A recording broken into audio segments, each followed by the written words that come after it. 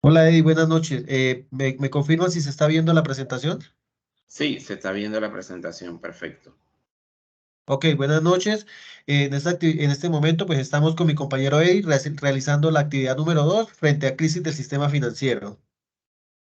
Ok, bueno, entonces para dar respuesta a la primera pregunta planteada acerca de la crisis del año 1998, sí, efectivamente, esta crisis dio pie a la creación de dos leyes principalmente que llegaron para modificar el sistema de créditos hipotecarios en el país.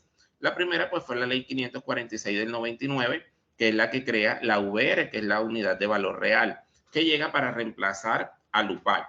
¿Cuál es la diferencia entre la UPAC y la VR? Que la VR está ligada exclusivamente a la variación que tiene el IPC, que es el índice de precios al consumidor, mientras que la UPAC tenía en cuenta también otros factores u otros indicadores que hacían que se subiera mucho más la tasa de interés. Bueno, esta ley no solamente se enfocó en eso, sino que además esta ley llegó para modificar o para regular la forma como las entidades financieras estaban llevando a cabo el tema de los créditos hipotecarios. Para darle un ejemplo, a partir de la fecha se empezó a colocar cuáles son los plazos. Por ejemplo, que el mínimo son 5 años, el máximo son 30. Asimismo, que los usuarios pueden en cualquier momento hacer abonos extraordinarios a los pagos de sus créditos o incluso prepagar el crédito sin necesidad de pagar ninguna penalidad, ¿ya? Pues entre otros beneficios para los usuarios. Ahora, por otro lado, también se creó la ley 510 de 1999. Esta ley entró pues a regular todo lo que era en ese momento el sistema financiero y el sistema asegurador. En ese momento recordemos que existía la superintendencia bancaria y la superintendencia de valores. Ya, eso luego se modificó a través del año, a partir del año 2005, que se crea ya la superintendencia financiera de Colombia, pero sí fueron dos leyes que llegaron a impactar directamente sobre la forma como se llevaba a cabo la financiación de vivienda en ese momento en el país. Ok. Bueno, frente a la pregunta de qué relación encuentra entre la crisis del año 1998 en Colombia y la del 2008 en la quiebra de los Lehman Brothers, pues es muy similar. Pues el origen arranca, digamos, con unas tasas de interés súper bajas, digamos, que eran muy atractivas para todos los clientes, sobre todo para aquellos que querían acceder a créditos de vivienda. Como las tasas eran tan bajas, de cierta forma, todas las personas tenían acceso a este tipo de créditos. Personas, digamos, de bajos recursos, personas de altos recursos, no había, digamos, como una limitante. En ese momento, pues entran todas las personas, digamos, a pedir créditos y la gente termina sobreendeudada. Después de que estaban sobreendeudados, pues aumentan las tasas de interés y estos créditos que habían prestado, digamos, pues se volvieron pues, difíciles de pagar. No se podía pagar porque los créditos se volvieron súper costosos, las personas no tenían la capacidad, todo el mundo estaba endeudado con un tema de viviendas, las viviendas empiezan a volverse súper baratas porque pues si todo el mundo está endeudado quiere vender su vivienda y no la puede pagar. ¿Qué pasa al final? Pues entra al mercado en una desconfianza total. En Estados Unidos, pues no hubo rescate, digamos, del Estado, a pesar de que el banco siempre buscó la alternativa de que lo subsidiaran, de que lo financiaran, no lo logró. A diferencia en Colombia, que en Colombia sí el Estado entra, digamos, a tratar de salvar estos bancos y es cuando se crea el 2 por mil. Pero sin embargo, pues las relaciones son directamente proporcionales frente al tema, digamos, de que todo fue origen, digamos, con los créditos de vivienda.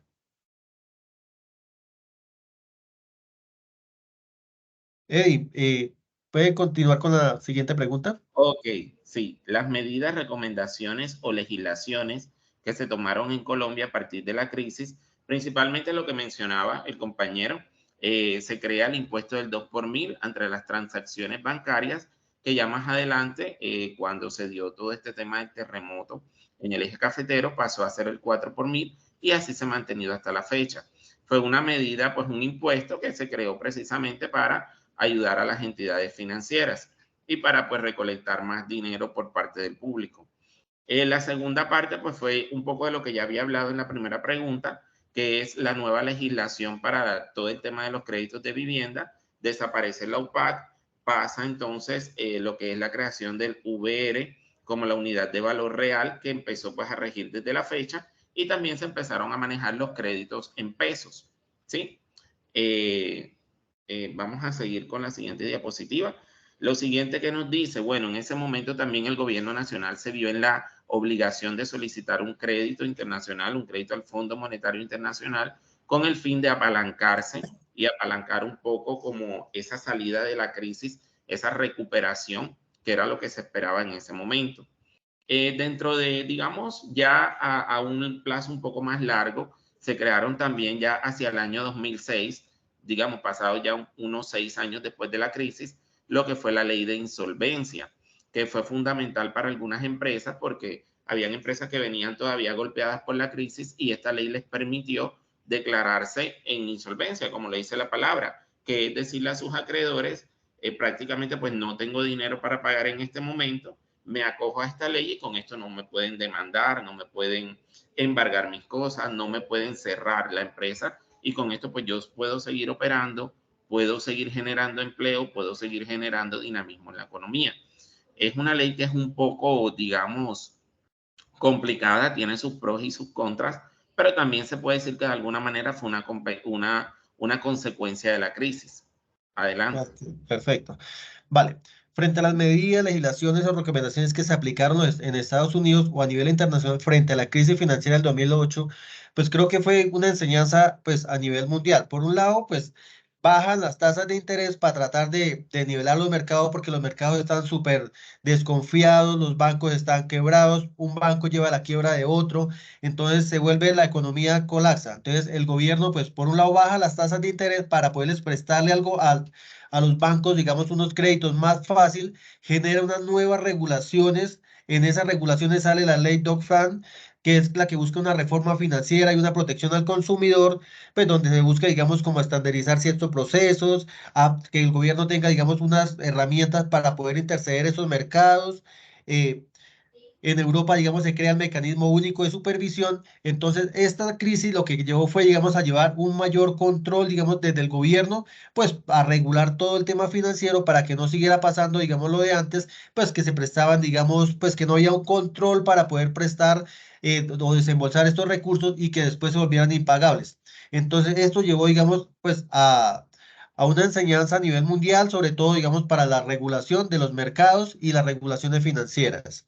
Pues esto es a grandes rasgos, desafortunadamente el tiempo es muy corto porque pues no tenemos cómo seguir pues hablándoles de otros temas, pues compartimos las referencias bibliográficas que utilizamos en la elaboración de estos documentos. Muchísimas gracias. Ok, muchísimas gracias.